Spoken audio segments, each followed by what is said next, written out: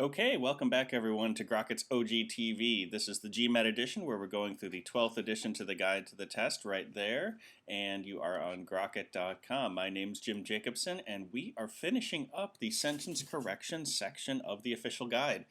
We've actually worked our way through basically the entire official guide, including the diagnostic test at the beginning, and we are finishing up the last of the questions that have answers. This is the fourth to last session. We should be finishing sentence correction and the book in 3 more days. When we left off last time, we had just done, let's see, which one did I leave off with? It looks like it should be number 100. Actually, I feel like I should double check to make sure I'm doing the right thing here. I suddenly had doubt that this is not the section I'm supposed to be on. I'm just going to look it up in the database here to make sure I'm doing the right one. And the answer is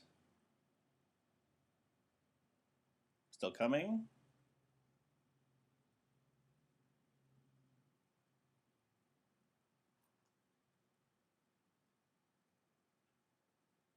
Sometimes Google Documents is slower than I would like.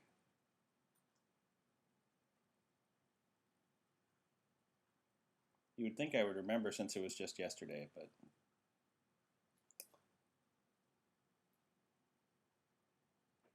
okay, so it is number 100. That's what I thought. Okay, so we are going to start, sorry about that. We are going to start on page 675 with question number 100. We got up through number 99 last time. We will be doing 100 through 110 today. As usual, you do need to have a copy of the book in front of you, and I shall proceed with the reading. Number 100. The stars, some of them at tremendous speeds, are in motion just as the planets are, yet being so far away from Earth that their apparent positions in the sky do not change enough for their movement to be observed during a single human lifetime. So, of course, the first thing that jumps out at me is this, this phrase, some of them at tremendous speeds. Normally in English, so there's nothing wrong with the phrase per se, but normally you make the general statement first, and then you say some of them, the stars are moving very quick. The stars, well, actually, just to put it in the correct order, the stars are in motion. The stars are in motion. Some of them at tremendous speeds. Something like that. And then we would want to have we would want to have this planet thing somewhere else. So normally you start with the general and then you move to the specific.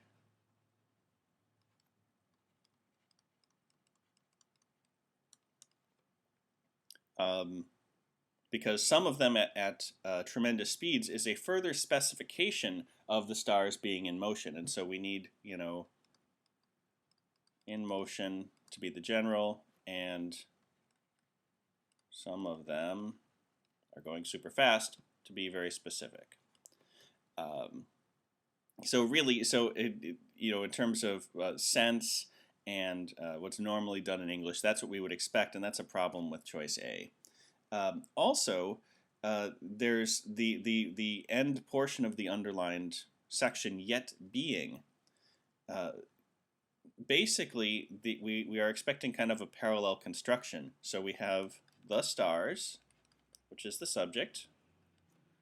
The stars are in motion. But then we would expect them to also, yet are. We would expect Rx and Ry, or yet Ry. So we would expect a parallel construction, and having yet being destroys the parallelism as well. So that's a couple strikes against A.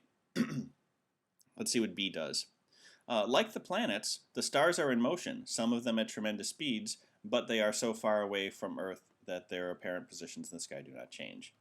Okay, so this one puts the planets first. There's two things that we want to say about the stars. One is that that just as the planets are in motion, the stars are in motion, or like the planets, the stars are in motion. In like versus as, in this particular case, the stars are not in motion the same way that the planets are, so it's okay to use like rather than as. Again, as long as we use like with a noun rather than like with a whole clause, because remember, only as can do that. So like isn't a problem with B.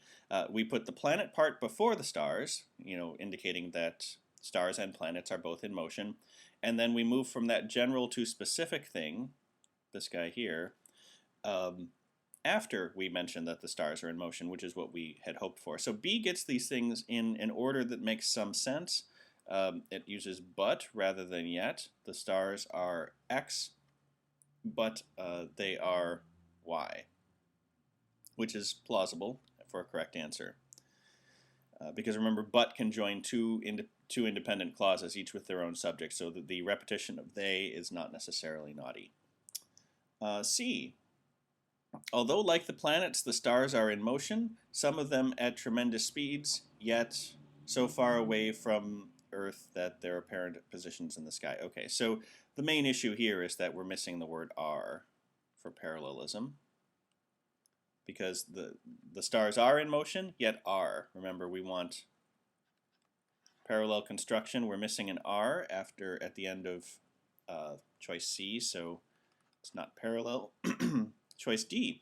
As the planets, the stars are in motion, some of them at tremendous speeds, but they are. Here, the problem is as the planets. Whoops. Now, if it had said as the planets are, making a clause out of it, this would be a much trickier answer in terms of deciding whether to accept it. As the planets, comma, the stars, it indicates that the stars are in some way impersonating the planets or taking on the role of the planets. I don't know, as Luke Skywalker, Mark Hamill made a lot of money in Star Wars movies. That's that as construction. As the mayor of this town, I hereby declare. As the noun means you're taking on the role of something. And that's not at all what we're trying to say. We are simply trying to say that the stars and the planets are both in motion, and we are comparing them to each other. As the noun, comma, is an entirely different construction, so choice D is crazy. E, the stars are in motion like the planets, some of which are at tremendous speeds are in motion, but, okay. So several things are missing. We're missing our word are for parallelism. The sum of which at tremendous speeds is modifying planets.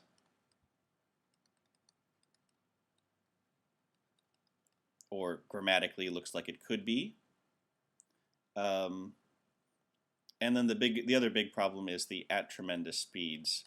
Really should be after the phrase are in motion, because at tremendous speeds is a prepositional phrase that's meant to modify the way in which these stars and planets are in motion.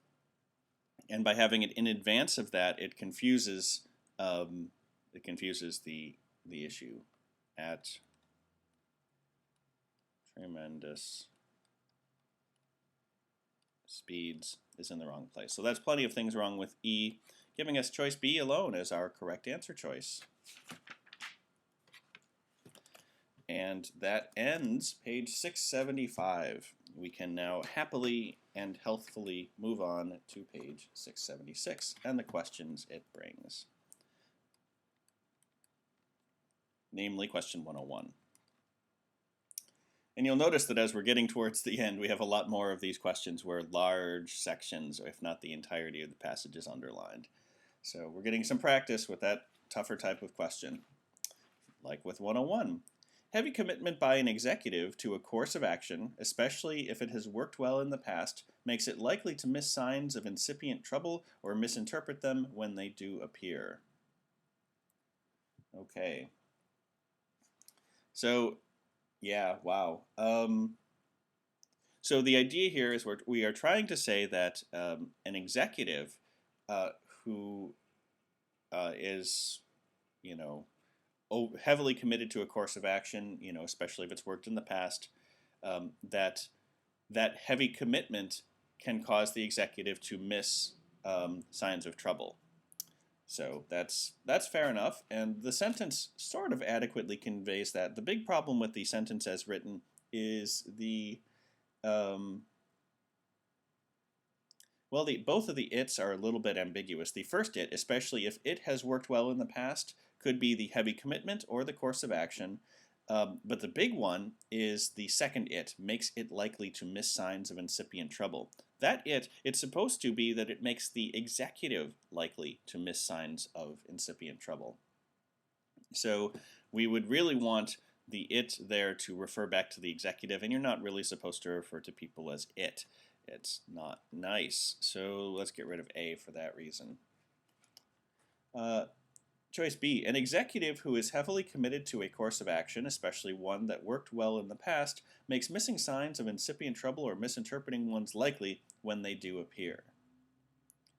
So this one puts the focus back on the executive, and the big problem here is that the main verb, or the main sentence, the main clause, is an executive makes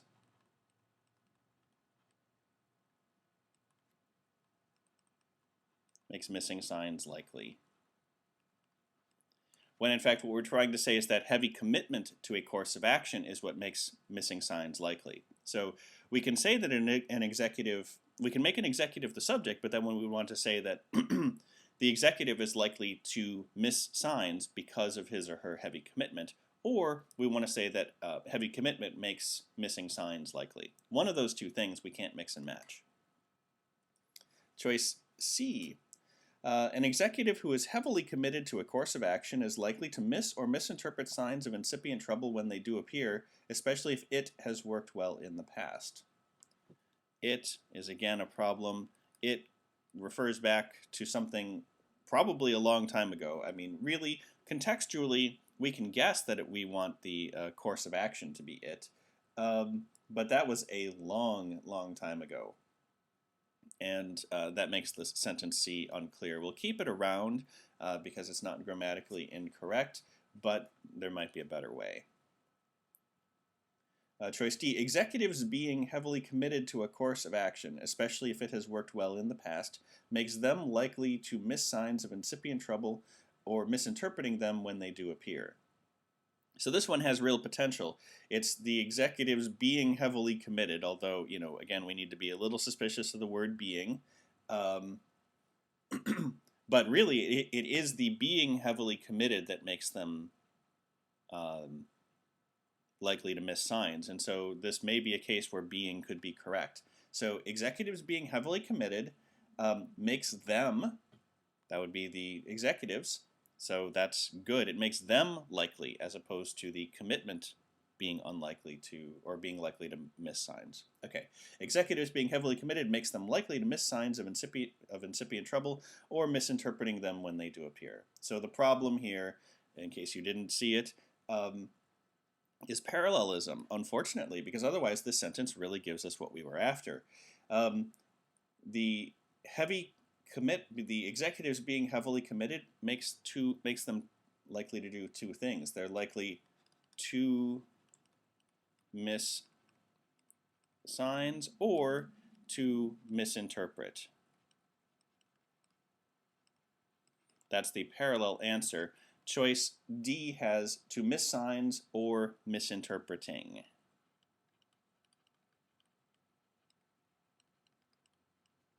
Which is not parallel, and therefore D cannot be right. So let's see what E does for us. Being heavily committed to a course of action, especially one that has worked well in the past, is likely to make an executive miss signs of incipient trouble or misinterpret them when they do appear. Okay, so here again, we have the executive missing the signs, and it's the being heavily committed that's making this happen, that's making the executive miss the sign. So here's another one where being, even though we need to be suspicious of that, this is one of those cases where it's really more being and having in cases where it's an adjective modification. Here it's a gerund, and the GMAT doesn't like gerunds too a lot of the time, but gerunds are one of the few ways to make nouns out of verbs. And so the subject of the verb is being, and the main verb is. Being is. So, and here, because that is what actually makes the executive likely to miss the course of action, it makes sense for it to be the subject. Being heavily committed is likely to make an executive miss signs. So, and in this particular case, notice that we have being heavily committed to a course of action, especially one that has worked well in the past. We don't have an ambiguous it there. It's clear that the thing that has worked well in the past is a course of action. The phrase is right after the, or the pronoun, one, is right after the phrase course of action. And then the subject, the executive, is much closer to the missing. As opposed to choice D makes them likely to miss signs, we have the executive likely to miss signs of incipient trouble. So choice E is much clearer. It doesn't have this problem with it that choice C did, making choice E the correct answer, even though it has the word being in it. Still page 676, question number 102. As rainfall began to decrease in the southwest about the middle of the 12th century, most of the Monument Valley Anasazi abandoned their homes to join other clans whose access to water was less limited. Okay, well, the first thing that jumps out at me is the correct use of the word whose. And clans are people, and so referring to clans as whose, that seems to be okay. Whose access to water was less limited. Well, I don't see anything wrong with the sentence as written, but there may be a more clear way of describing it. We've seen instances in the official guide already where the way that they've chosen to condense sentences is not necessarily ways that we could predict. So, abandoned their homes to join other clans where there was access to water that was less limited. Well, choice B, clearly very wordy. Whoa, come on, pen, don't give out on me. Actually, I think it's the computer that's running background processes. Anyway, choice B is wordy. Also, we can't refer to clans as a where. Clans are groups of people, not places, so we can't use that. Choice C has the same thing. We have clans referred to as where, which is naughty. So choice D, abandoned their homes to join other clans with less limitations on water access. The thing about limitations is that they are countable things, so we should actually have fewer limitations, not less. Exclamation point is because that's what the answer should say. D, it doesn't do that for us. Choice E, having less limitations to water access. Again, there's even more wrong with it. It should be fewer limitations. Wow. I need to learn to talk and write at the same time better. Fewer limitations on. So choice A, even though it didn't thrill us initially, we didn't see anything wrong with it, it turns out to be the clearly correct answer choice. It has the correct use of the word whose, and access is less limited. When we change it to limitations, we need to use adjectives that are count nouns or count adjectives. All right, 676. Number 103. Yellow jackets number among the 900 or so species of the world's social wasps. Wasps living in a highly cooperative and organized society where they consist almost entirely of females, the queen and her sterile female workers. Okay.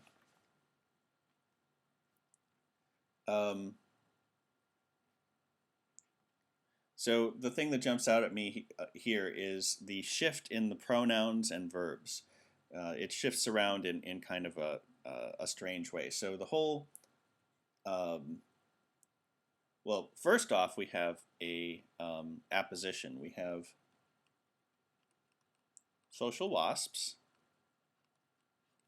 comma, and then we find out what social wasps are. Social wasps are wasps living in a highly cooperative and organized society, blah, blah, blah. Answer choices that do not rename social wasps as wasps are probably not going to be correct because it's renaming, explaining what social wasps are. Choice A does this, so this is fine, but other answer choices may not.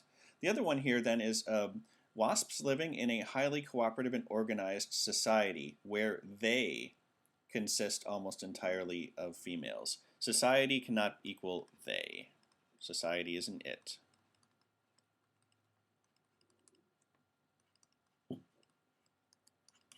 So it should be it, not they. They is the problem with choice A. And those are my predictions for the error choice, for what will be what we'll see. There may be other errors introduced or other types of concision introduced in the answer choices, but we won't know that until we get there. So B, wasps that live, social wasps, namely, wasps that live in a highly cooperative and organized society consisting almost entirely of females.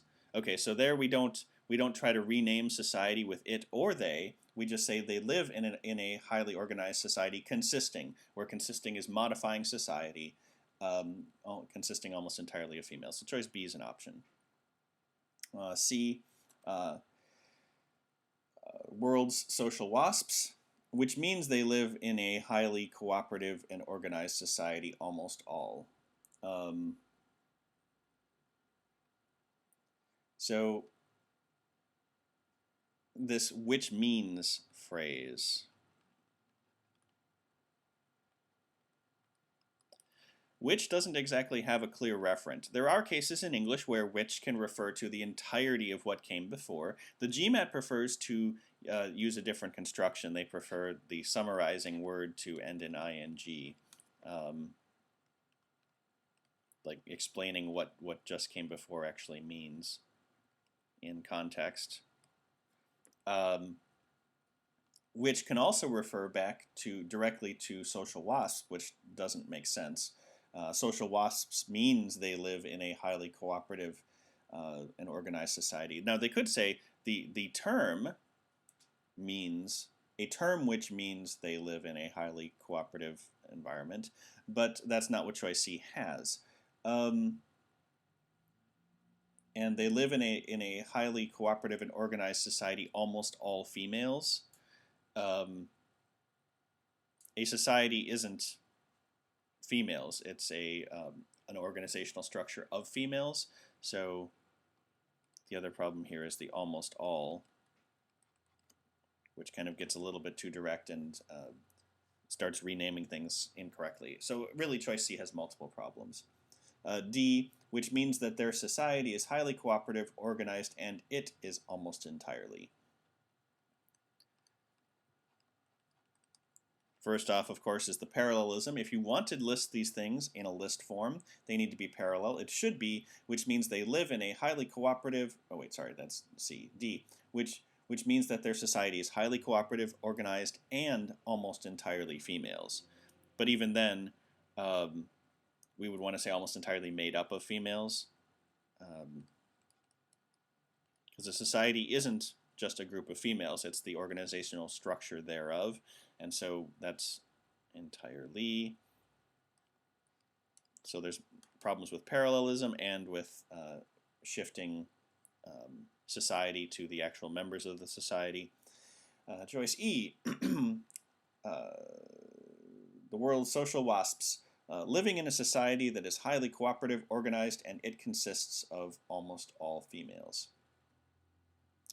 Now, this one might have been okay, actually, if it had said, because we do have the summarizing ing word, where we are explaining all of what came before.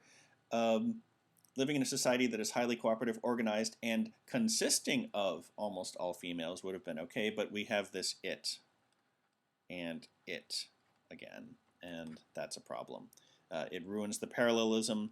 If we wanted to list three things, we would not reintroduce the subject. So choice B, wasps, social wasps, namely wasps that live in a highly cooperative and organized society consisting almost entirely of females. There's our answer. 676 still. Number 110. 110? Whoa. No, no, no, no, no. 104. Okay.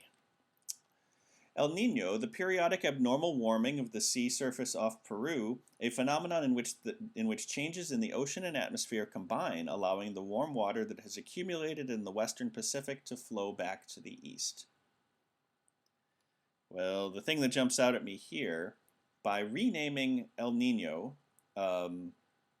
as a phenomenon in which, and actually first off, remember, modifying phrases modify the thing that they're closest to, as does apposition. This one claims that Peru is a phenomenon.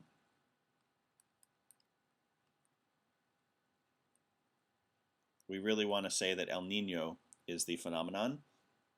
Also, you may have noticed, maybe you didn't notice because of my amazing ability to read these questions, that's a joke, that it's missing a main verb. There's no main verb here. We have El Nino, and then we rename it as the periodic abnormal warming of the sea surface off Peru, and then we rename it again, a phenomenon in which changes in the ocean and atmosphere combine, blah, blah, blah. There's no verb. We would really want it to say El Nino, rename it as this periodic abnormal warming, is a phenomenon. And we actually can see that choices A, B, and C are missing that verb is, and choices D and E have the word is.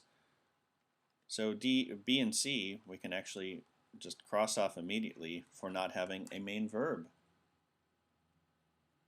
We really have to decide between D and E then. So El Nino so this is D, is a phenomenon in which changes in the ocean and atmosphere combine to allow the warm water that has accumulated in the western Pacific to flow back to the east. Okay, that sounds okay. Choice E, El Nino is a phenomenon where ocean and atmosphere changes are combining and allow the warm water accumulating in the western Pacific to flow back to the east. Well, okay. Several issues. One is the idea of a phenomenon where. Phenomenons are not places, so you can't use where. Also, ocean and atmosphere changes.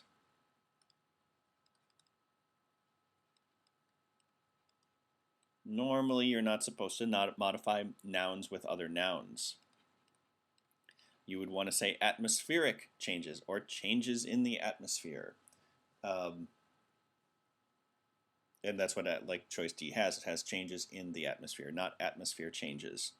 It should be atmospheric changes if we wanted to do it that way. And then finally we have these changes are combining and allow. It should be combining and allowing or combine and allow. So lack of parallelism there. So three things wrong with E, leaving us only and clearly answer choice D. 105 on page 676. Beatrix Potter, in her book illustrations, carefully coordinating them with her narratives, capitalized on her keen observation and love of the natural world. So here we have several modifying phrases, and we need to make sure that those modifying phrases go as close as possible to the things that they're modifying, and in a way that makes sense.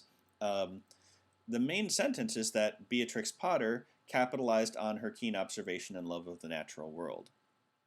The two modifying phrases in her book illustrations and carefully coordinating them with her narratives. It's the them is her book illustrations, and we're trying to say that her book illustrations, which are somehow great for some reason, she used her book illustrations to capitalize on her keen observation and love of the natural world. So probably, and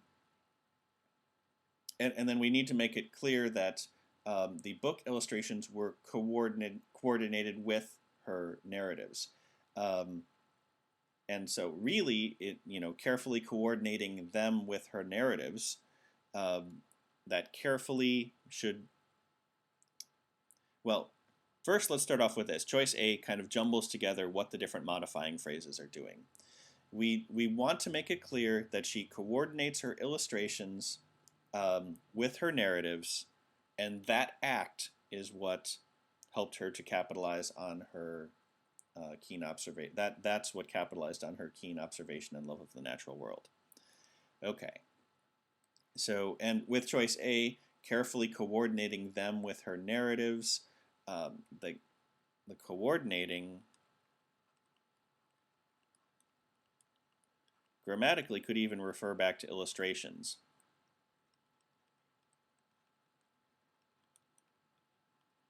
It could also be Beatrix Potter, but since it's closer to illustrations, it makes it a little ambiguous, and that's why choice A is so confusing.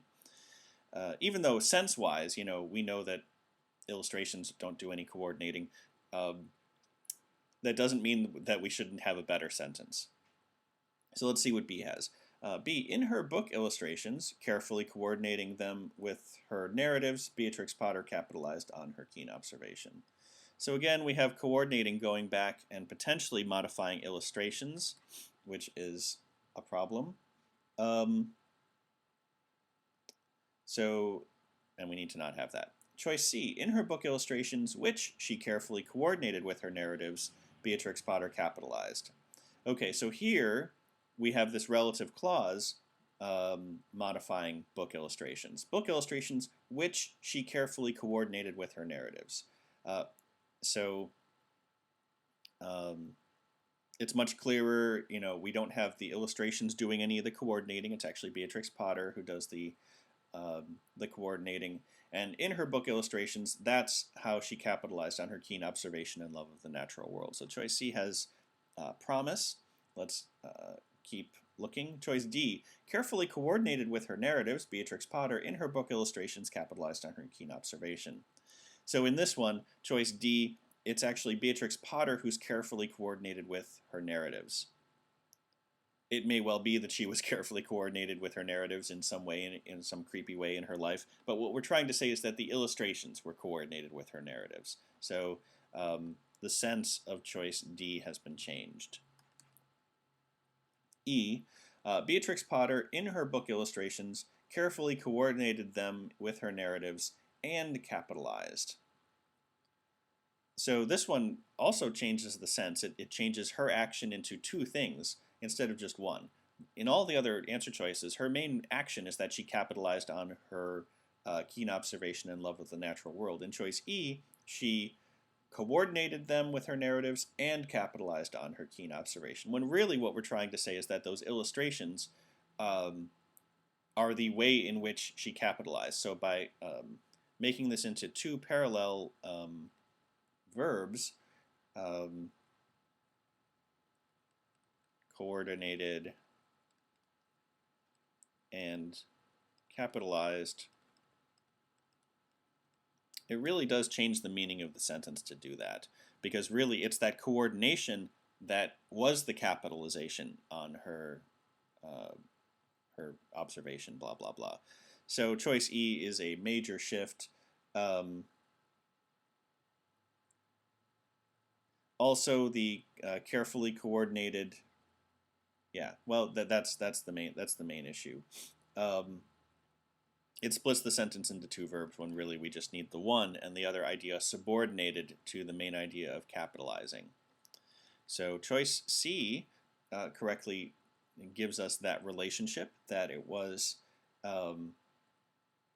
it puts the emphasis back on her her capitalization via coordinating narrative with her illustrations. Okay, I feel ready to leave Beatrix Potter behind. So we will move on to page 677, number 106.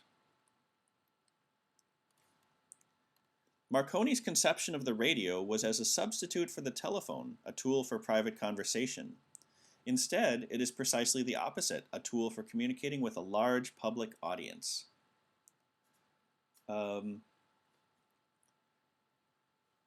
Well, it's definitely a little bit wordy to talk about, X's conception of Y. It's not grammatically incorrect, but it is kind of a strange construction. And so I would hope for an improvement on that. What else do we have? For the telephone, substitute for the telephone, a tool. No, I mean, everything else about choice A, while a little bit awkward, is actually everything about it is grammatically correct. So we have to keep A as an option. Choice B, Marconi conceived of the radio as a substitute for the telephone, a tool for private conversation, but which is precisely the opposite. Okay, well, clearly we have a problem with the word which. It's actually closer to the word telephone, and we don't want to say that the telephone is a tool for communicating with a large public audience. So there's a problem. But we do have a different way of expressing this idea of Marconi's conception of the radio. We instead have Marconi conceived of the radio as a substitute. So that's a valid option for another way of expressing, the same idea. So choice C, Marconi conceived of the radio as a tool for private conversation that could substitute for the telephone. Instead, it has become a tool for communicating with a large public audience. So this one is another one of the ones that introduces a semicolon with two independent clauses. We need to make sure that both of them can stand alone as their own sentences, and they can. The main sentence, or the main clause for the first half, before the semicolon, is Marconi conceived of the radio, and then there's further expansion on how he conceived of it as a tool that could substitute for the telephone. And instead it has become this. That's acceptable, so we have to accept C also as an option. Let's look at D. Marconi conceived of the radio to be a tool for private conversation, a substitute for the telephone, which has become a tool for communicating with a large public audience. Here's another one with a big problem with the word which makes it sound like we use the telephone to talk to a lot of people. Well, we do use the telephone to talk to a lot of people, but a lot of people at once. Also, we have this idiom issue with conceive of X as Y. This one has to be, which is naughty. So we can get rid of D for two reasons. E, Marconi conceived of the radio to be a substitute for the telephone, a tool for private conversation, other than what it is, a tool for communicating with a large public audience. So it has some of the same issues as which, although it's less. Which was very much a problem because it really should be referring back to telephone. It could refer back to the radio or the telephone, which is still unclear, but choice E also has this problem with conceived of X to be Y, which is an incorrect idiom. We have to decide between A and C. Really the difference here is Marconi's conception of the radio versus Marconi conceived of the radio. And actually, really, it's not just Marconi's conception of the radio. It's Marconi's, in choice A, Marconi's conception of the radio was as a substitute. His conception was as a substitute, super wordy, compared to C anyway, which just has Marconi conceived of the radio as a tool for private conversation that could substitute. So a much clearer, logical expression of the idea. Again, A is not grammatically correct, it's just super wordy and awkward. But that's enough for it to be wrong on the GMAT. Choice C is our friend.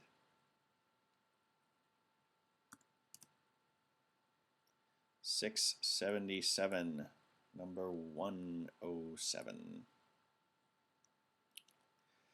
Okay. Originally developed for detecting air pollutants, a technique called proton-induced X-ray emission, which can quickly analyze the chemical elements in almost any substance without destroying it, is finding uses in medicine, archaeology, and criminology. So here's another one with a lot of modifying phrases, and every one of them needs to be clearly referring to a particular thing, and generally as close as possible to those things for the sake of clarity. The two aren't always the same. You can separate some modifiers from their reference a little bit further and still have it be clear, but the principle of clarity is to put them close together without things in between to make it ambiguous. Okay, so originally developed for detecting air pollutants is right next to a technique. Okay, so that's good because that's what was developed for detecting air pollutants. So a technique, and then it's a technique called proton-induced X-ray emission. So we find out what the technique is called. And because the technique is then renamed, a technique called proton-induced X-ray emission, the word which right after it is referring to proton-induced X-ray emission. It can quickly analyze the chemical elements in almost any substance without destroying it. And then we have the kind of the main verb of the sentence is finding uses in medicine, archaeology, and criminology. So the main sentence is a technique is finding uses. But it's all these modifying phrases around technique.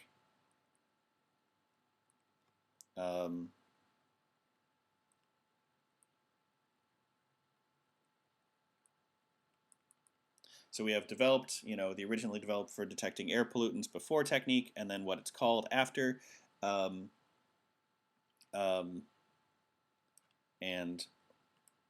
which does whatever it does.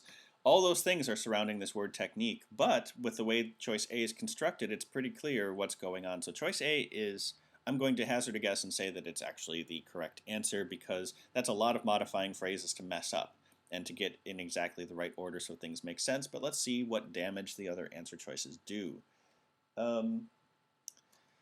So B, originally developed for detecting air pollutants, having the ability to analyze the chemical elements in almost any substance without destroying it, a technique called proton-induced X-ray emission is finding uses in medicine, archaeology, and criminology. So here, it's actually the originally developed for for detecting air pollutants. That's actually modifying the whole phrase having the ability to analyze the chemical elements. So in this one, instead of having being a participle, it actually is functioning like a gerund, like being heavily committed to a course of action with the executive thing. And that's not what we want. We need and then we restate what that is, a technique called proton-induced X-ray emission.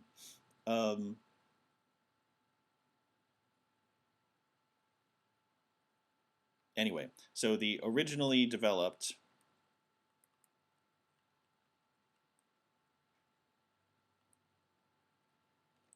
is modifying the having phrase, which is bad. Anyway, choice C, a technique originally developed for detecting air pollutants called proton-induced X-ray emission, which can quickly analyze the chemical elements in almost any substance without destroying it, is finding uses. So here we need, or here we find that we have our noun technique, and then the phrase where it's called, whatever it is, proton-induced X-ray emission.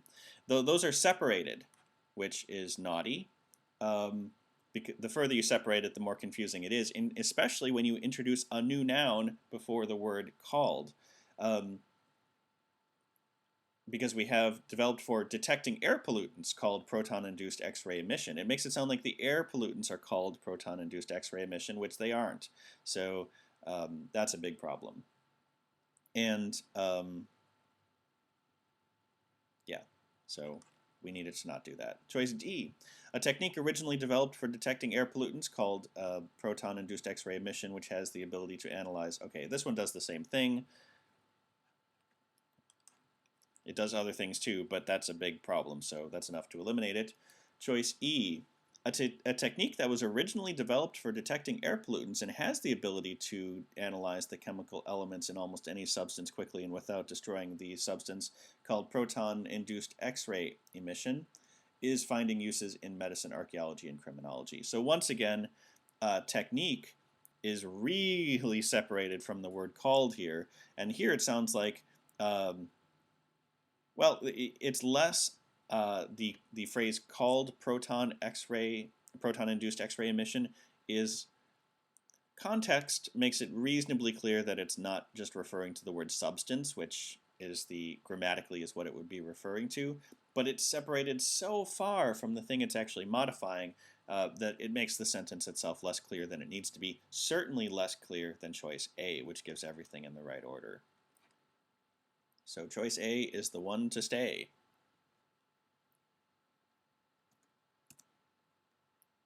677, number 108. Authoritative parents are more likely than permissive parents to have children who, as adolescents, are self-confident, high in self-esteem, and responsibly independent. Okay, so here we have a comparison. We are comparing authoritative parents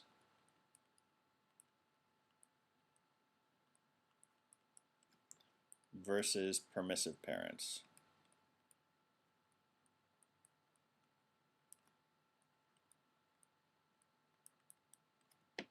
So that's a correct comparison, and we're saying that we're comparing the likelihood of each set of parents to have children who, as adolescents, are self-confident, high in self-esteem, and responsibly independent. So the comparison is the only prediction I have for issues, and choice A seems to get it reasonably well. So let's see what the other answer choices do. Choice B, authoritative parents who are more likely than permissive parents to have adolescent children that are self-confident, high in self-esteem, and responsibly independent. Big problem with the word who there. The word who changes the whole rest of the sentence after the words authoritative parents. It changes the whole rest of that to a relative clause. So when you do that, we're still waiting for what the actual verb is relating to authoritative parents. So authoritative parents, who are more likely than permissive parents to have adolescent children that are self-confident, high in self-esteem, and responsibly independent, are great people, or whatever. We don't know what the verb is because it doesn't appear. So the word who here basically makes this into a sentence fragment. It has a subject, but it does not have a main verb. Choice C, children of authoritative parents, rather than permissive parents, are the more likely to be self-confident, have a high self-esteem, and to be responsibly independent as adolescents. So choice C is comparing children of authoritative parents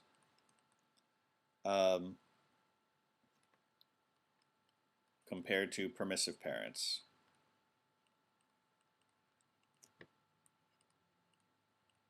And if somebody read this sentence to you or said this to you in everyday speech, you would have no problem understanding what they were getting at. But grammatically, we should be comparing either the parents to the parents or the children of authoritative parents to the children of permissive parents. This is an incorrect comparison on the GMAT, and they love this sort of thing for wrong answer choices, for things meant to trap you. So be very sure that you are comparing exactly the same things on the GMAT. Choice D, children whose parents are authoritative rather than being permissive are more likely to have self-confidence, a high self-esteem, and be responsibly independent when they are an adolescent. Oh my goodness. Okay. Children whose parents are authoritative rather than being we have are versus being, so it's not parallel there. Also, so these children are more likely to be responsible or be independent when they are an adolescent. Children do not somehow like all clump together to become an adolescent. You can't say they become an adolescent. You could say when they become adolescents, but it needs to be plural. So choice D has a couple things wrong with it. Choice E, rather than permissive parents, the children of authoritative parents are the more likely to have self-confidence, a high self-esteem, and to be responsibly independent as an adolescent. So then we have this an adolescent thing again in choice E. We have another incorrect comparison. We're comparing permissive parents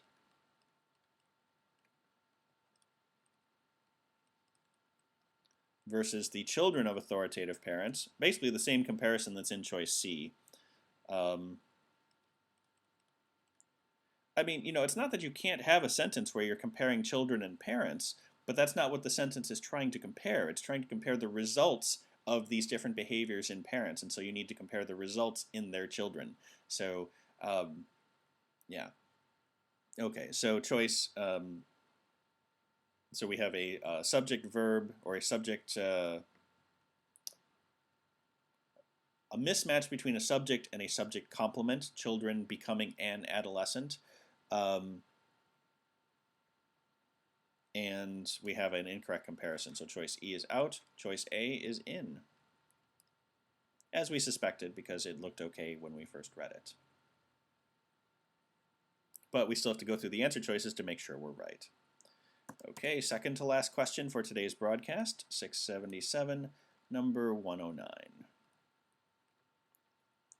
Among the objects found in the excavated temple were small terracotta effigies left by supplicants who were either asking the goddess Bona Dea's aid in healing physical and mental ills or thanking her for such help. Okay, so basically we have a little bit of parallelism here that we're looking for. So they were either asking or thanking. And asking is in the not underlined portion.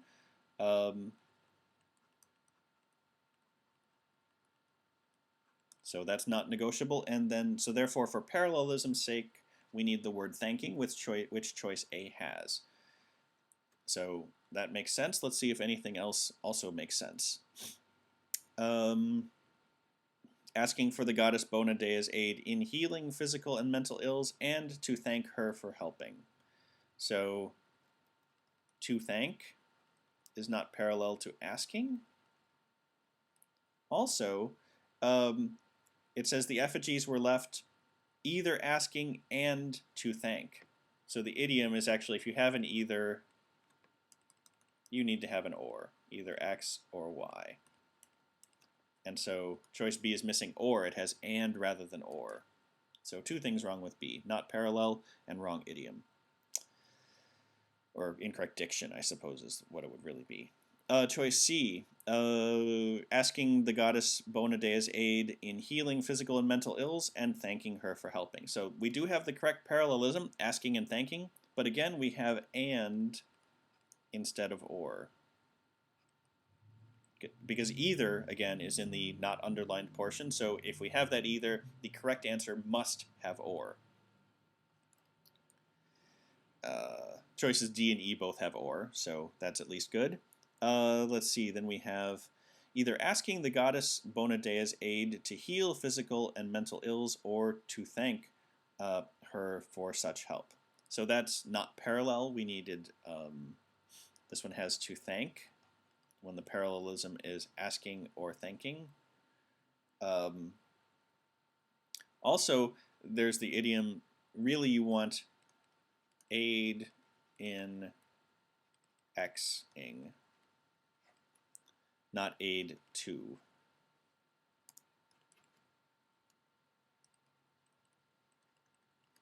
So D is wrong for that reason. Choice E, again, we have to heal or aid to heal, which makes it wrong automatically, but at least does have the parallelism of asking or thanking. So, but aid to is still enough of a reason to mark E wrong. Choice A was the correct one. The sentence as written was correct. Okay. Last one, we turn the page to page 678, and we do number 110.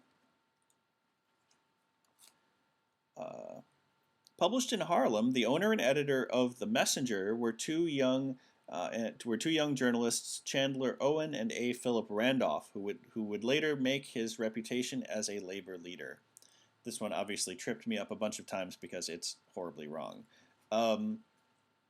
So again, as always on the GMAT, we have that opening modifying phrase, or any sort of modifying phrase, comma, noun. The modifying phrase needs to modify the noun. Now here the whole thing is underlined so we can change either part, but clearly this opening phrase, published in Harlem, what comes after published in Harlem needs to be something that could be published in Harlem. The owner and editor of The Messenger is not something that's published in Harlem. The other thing that's wrong clearly with that opening, the owner and editor is singular, and then we follow it with the names of two people. So you can't say that two guys were the editor unless they shared a brain or something like that. So we have two guys were the editor and owner.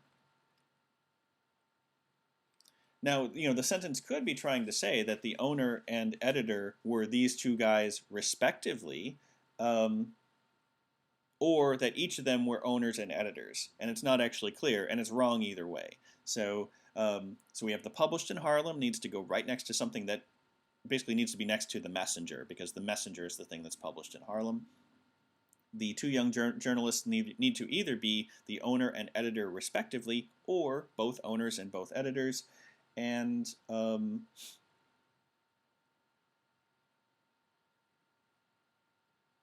the other thing here is that we have Chandler Owen and A. Philip Randolph, who would later make his reputation as a labor leader.